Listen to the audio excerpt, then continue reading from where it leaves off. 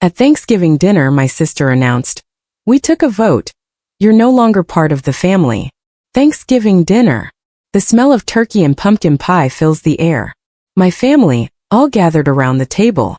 And my sister Natalie stands up with this smug, rehearsed smile, clears her throat and says, "Before we carve the turkey, there's something we need to say." Everyone goes quiet. Forks pause midair. My gut clenches. I knew that tone. It was the same one she used when she got me grounded at 14 for a party I didn't even go to.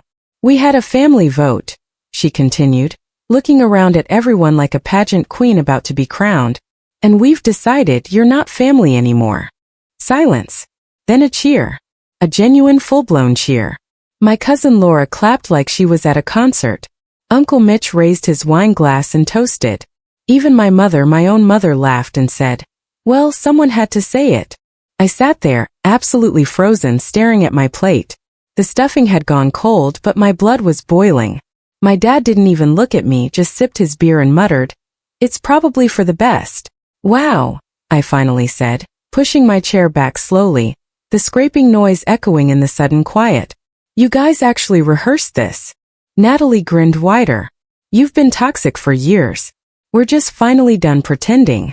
"You're not family," my mother added, reaching for the cranberry sauce like we were discussing the weather. "It's unanimous." I looked around. Not one person spoke up.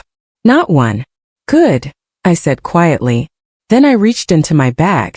I figured this might happen. I pulled out a thick folder and placed it gently in the center of the table. Thunk.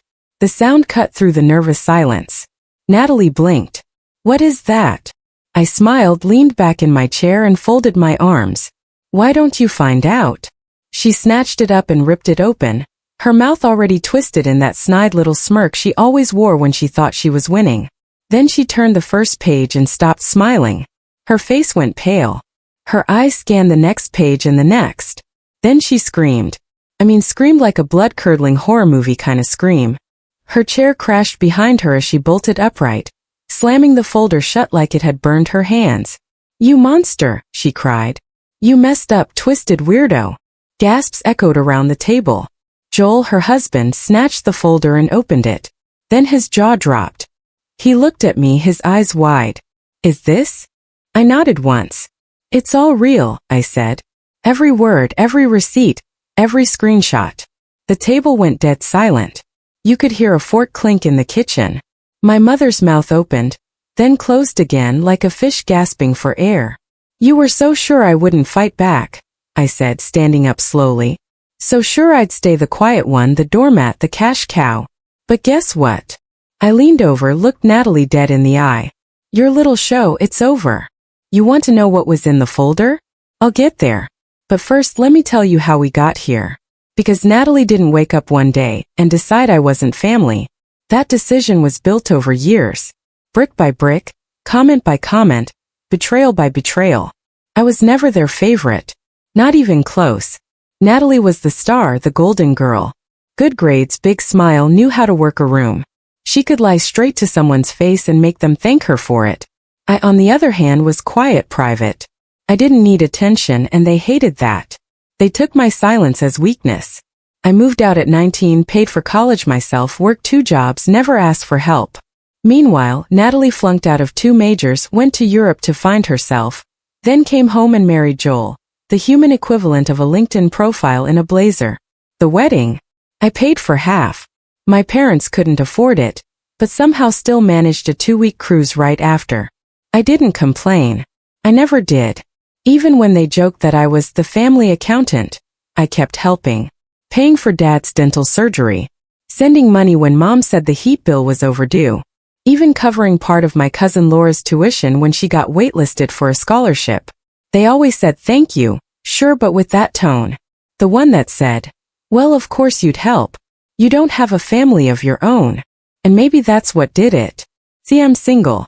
No kids, no spouse, no drama. Just me, my work, and my dog. And in their eyes, that meant I had nothing better to do than fund their messes. Natalie especially treated me like her personal failsafe. When Joel lost his job, she called me first. Just a small loan. When her car broke down, "You make 6 figures. What's $2 grand?" when her kid needed therapy and insurance wouldn't cover it. Yeah, guess who she called? I always helped. Always. Because I told myself it was family. But helping turned into obligation, and then into expectation, and then into demand. It started small, backhanded jokes at dinner. Oh, you brought wine? Must be nice to afford good wine. Of course you're early. You have no kids to worry about. I wish I could work late every night and avoid my husband too. Then it got uglier. You're so cold. Maybe that's why you're still alone. You don't understand real stress. You don't have a real life. You're just bitter that no one needs you. Except they did need me. Constantly. Financially. Quietly. Behind closed doors. And then came the text. Natalie. Hey, can you co-sign for a small business loan? Joel and I want to start a wellness cafe. Me? No. Natalie? Wow. Really? Then came the silence. That was 3 months ago. Since then I got the cold shoulder. Mom stopped calling. Dad sent one-word replies. No one invited me to the last family dinner. Natalie blocked me on social media after posting a story about cutting out toxic people. But I didn't sit and sulk. Instead I started pulling receipts. Literal receipts. See, I keep records. Bank transfers, emails, screenshots, dates. I'm not stupid. And over the past 5 years alone, I'd sent over $78,000 to various family members. $8,000 for Joel's rehab. $2,300 for Natalie's emergency dental work, which turned out to be elective veneers. $1,500 for my dad's back surgery. $12,000 for my mom's credit card debt. $6,000 for Laura's college move-in costs. $4,500 for a family emergency that turned out to be a trip to Cabo. And not once did any of them offer to pay me back. They just took. And when I stopped giving, they decided I was the problem. So I made the folder. Inside, every transfer confirmation, every email and text request for money, screenshots of Natalie calling me manipulative to her friend because I said no to the loan, a timeline of every major payment I made in the last 5 years. And as a cherry on top, copies of Facebook and Instagram posts where they mocked me. I had screenshots of Natalie calling me a cash cow with no spine. In a private comment thread she didn't know I had access to. So yeah, that's what she saw when she opened the folder. That's what made her scream. Because Natalie wasn't just exposed. She was dismantled. Fact by fact. Line by line. Page by page. All while the rest of the family realized what they had done. My mom looked ready to faint. Joel. He stared at the line that said, $4,200 to cover Natalie's credit card, used at a hotel in Santa Monica with someone named Alyssa, and just said, "What is this?" I didn't answer. I didn't have to, because for the first time ever I wasn't defending myself. I was just showing them the truth. You kept records, my mom said finally, her voice shaking. Of everything. I turned to her, calm as ever. You never remembered, so someone had to. Natalie was still standing, still pale, her fists clenched at her sides. Her eyes darted to Joel, to me, to the folder. This is a violation, she spat. You had no right to. No right, I said, standing up slowly. You just stood in front of this whole family and declared me not family. You all clapped. And now you're upset that I came prepared. Joel flipped another page in the folder. What's this about Santa Monica? He asked, his voice tight. Natalie's head snapped toward him. Don't start. Who's Alyssa? He continued. Why were you at a hotel for 3 nights on my credit card? Her silence was louder than any answer. Wait. My mom cut in, holding her hands up. Can we all just calm down and be reasonable? Sure, I said. Let's be reasonable. Let's talk about the time you called me a parasite while cashing the check I sent you. She blinked. That's not fair. We were under stress. No, I snapped. You were under stress and I bailed you out. Every single time. And the one time I say no, suddenly I'm the enemy. My dad, who had been dead silent until now, finally spoke up. You're making this into something bigger than it is. I turned to him. And my voice dropped. You let them do this to me for years. You knew. You saw it. You heard it. And you let it happen because it was easier than standing up to them. He didn't deny it. Natalie slammed her hand on the table. You're just bitter because no one needs you anymore. Wrong, I said coldly. I'm not bitter. I'm done. She let out a bitter laugh. You're pathetic. Do you know how dramatic this all looks? Bringing a folder, printing screenshots. You think this makes you the victim? You're just proving you're a control freak. And you're just proving, I said stepping forward, that you only cared about me when I was paying your bills. You don't get to play the martyr, she shouted. You chose to help. You didn't have to. And yet somehow, I said, you expected it every single time until it wasn't help anymore. It was duty. And when I stopped, you voted me out. My voice cracked, not from sadness, from rage. You didn't want a brother. You wanted a wallet with legs. Joel stood up now, holding the folder. Is this true? He asked, looking at Natalie. All of this. Natalie looked at him, and for the first time she didn't have a comeback. No fake tears, no deflection, just silence. You lied to me, he said. About the hotel. About the money. About him. You made it sound like he was crazy. I had to, she exploded. He was turning everyone against me. I wasn't, I said. You did that all by yourself. The room went quiet again. Then my mom leaned forward and tried one more time. Her voice softened. Listen, honey. We may have overreacted, but this is still family and families fight. Let's just put this behind us. I cut her off. You're not hearing me. She blinked. What? I'm not asking for peace. I'm not asking for forgiveness. I'm telling you. I'm done. Natalie sneered. Oh, stop pretending like this is some big moment. You've said that before. I looked her dead in the eyes. Not like this. I reached into my coat pocket and pulled out another envelope. What now? My dad asked, clearly exhausted. I tossed it onto the table. Joel caught it before it slid off. He opened it. Read the first line. His eyes widened. What is this? He whispered. I answered for him. Power of attorney forms for mom. Revoked. Medical proxy revoked. Emergency contact removed. I've already signed the papers. I am legally and emotionally no longer responsible for any of you. My mother gasped. You're cutting ties completely? Completely, I said. Starting now. You're being selfish, she said, tears now forming.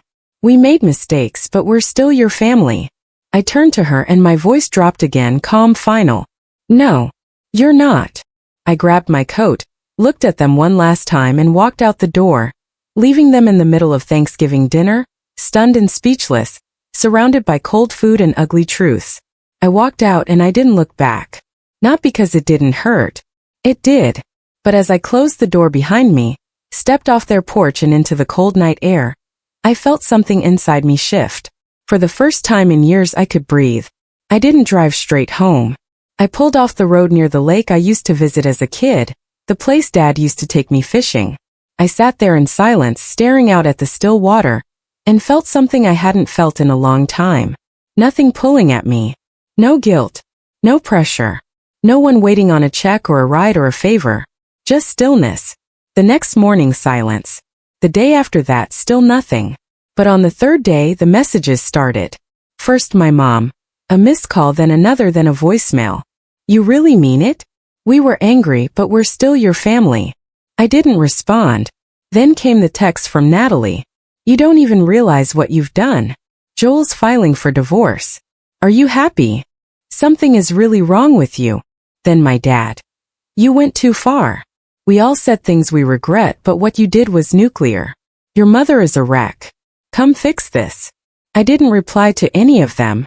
And honestly, I thought I'd feel guilty. I thought I'd toss and turn at night, wondering if I went too far. But instead, I slept better than I had in years. There was no more second-guessing every text. No more waiting for the other shoe to drop. No more late-night Venmo requests, guilt trips disguised as emergencies. For the first time in a decade, I could hear myself think. I started waking up early, going for runs, brewing coffee slowly. I made appointments I'd put off for years. Dentist, doctor, even a therapist.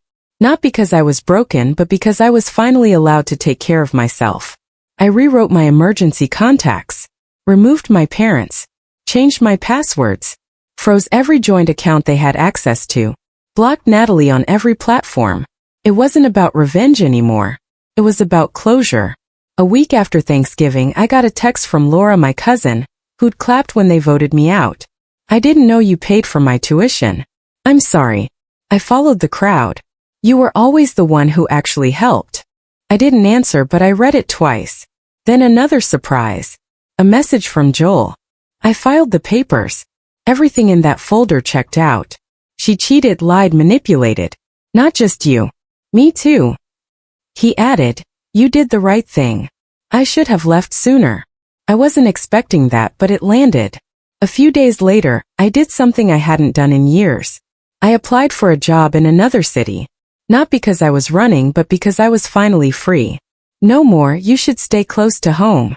No more, who will take care of them if you leave? I started reconnecting with friends I hadn't seen in years. People I pulled away from because I was always too busy with family stuff. And the wildest part? Some of them had seen my post on Reddit. They reached out just to say, we're proud of you. That was brave. No one asked for money. No one guilted me. No one tried to spin it. Just support. Simple. Honest.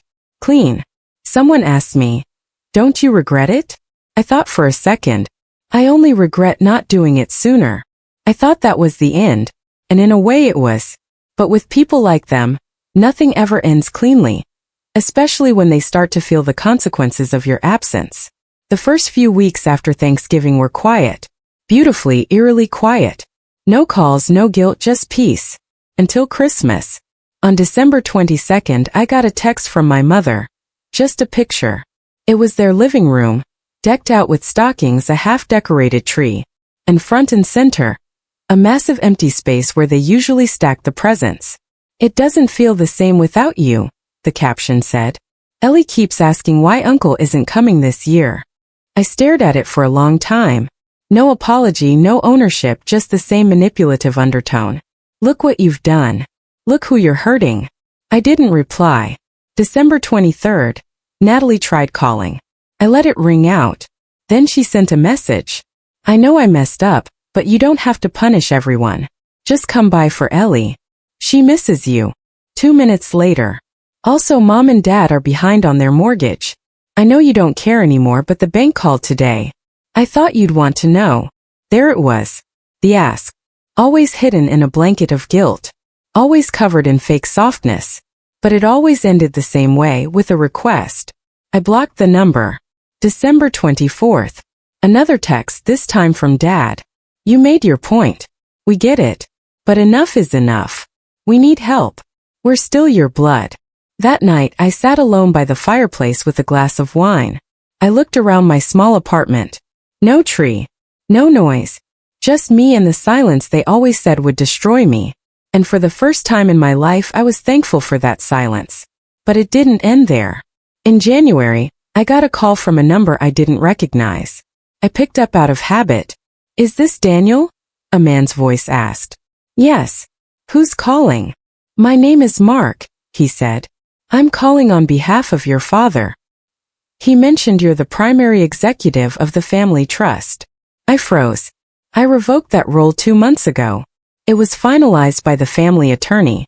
My name is off everything. The man paused. I see. Your father said he couldn't reach you directly, and asked me to explore options. They're in a bit of a bind. Of course they were. Natalie and my parents had run out of options. The ATM was closed. The safety net was gone. Now they were trying to get creative. I hung up without another word. But the final straw came in February. I got an envelope in the mail. Handwritten. No return address, but I recognized my mother's handwriting instantly. Inside was a letter, 3 pages. The first page was all about regret. We said things in anger. You've always been the strong one. We never realized how much we leaned on you. The second page turned to guilt. Your father's health isn't good. Natalie's completely alone now. We're worried about Ellie. She's struggling. And the third page? That was the hook. We're selling the house, but we're underwater on the mortgage. We just need a little help to get through this. Then we'll never ask again. Please, Daniel, do it for your father. Do it for the family. I sat with the letter for a while. Let myself feel every ounce of what they wanted me to feel. The weight of responsibility. The sting of obligation. The aching need to fix what was broken. Then I folded the letter, got up, walked to the kitchen and tossed it in the trash. The truth is, they weren't asking for help. They were asking for access again. They didn't want me back in the family. They wanted the version of me who didn't say no. The one who paid silently, sacrificed silently, suffered silently. But that version of me?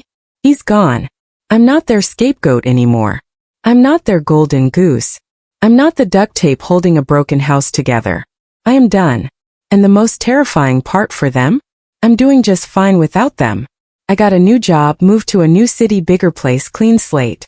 I started volunteering on weekends, not because anyone needed me, but because I wanted to. I built a life where no one calls me at 11 p.m. to cover a mistake they refuse to own. Where I'm not punished for being independent.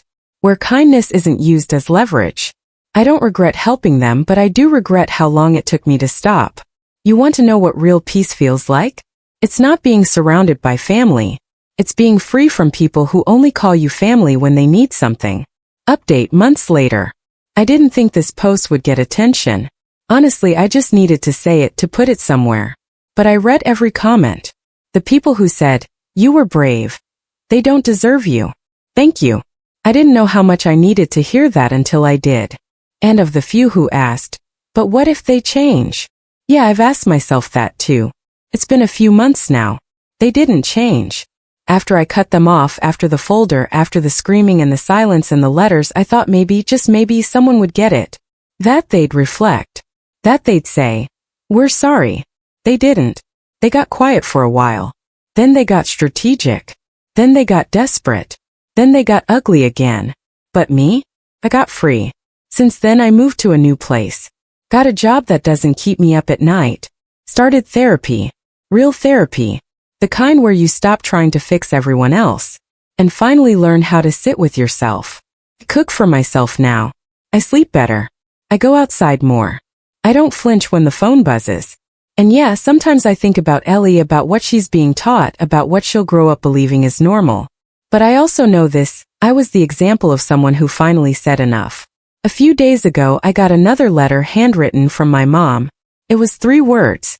"We're still family." No context, no apology, no change. Just the same old hook. And for the first time I didn't feel anything. No anger. No sadness. Just nothing. I threw it away and made dinner. So now I'm back here because this place gave me a kind of clarity I didn't expect. Strangers saw me clearer than my own blood ever did. So here's what I want to ask. Did I do the right thing? Cutting them off, dropping the weight, saying no and meaning it. Was I too cold? Or was I finally just done being the only one holding it all together? I don't know. But I do know this. For the first time in my life, I'm not surviving. I'm living. Thanks for reading. Still listening.